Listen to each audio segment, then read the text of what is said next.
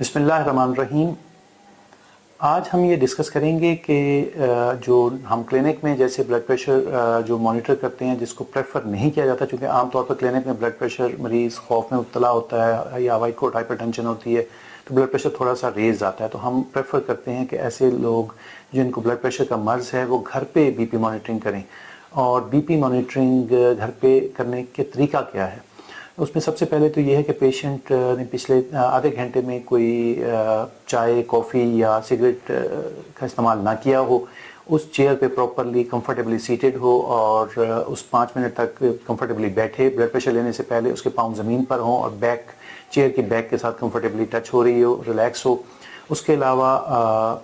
B P اس کا جو B P check کرنے کے لیے جو آرم ہے جس پہ بی پی چیک کر رہا ہے وہ پراپرلی ہارٹ کے لیول پہ ہونا چاہیے اور وہ پراپرلی سپورٹ اس کو وہاں پہ ہونی چاہیے تاکہ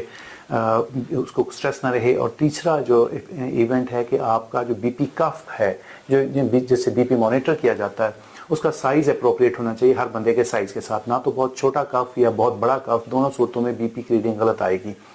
اس کے علاوہ ہم یہ کہتے ہیں کہ اگر digital B P apparatus use کر رہے ہیں تو عام طور پہ وہ ڈیجیٹل اپریٹس یوز کرنے چاہیے جو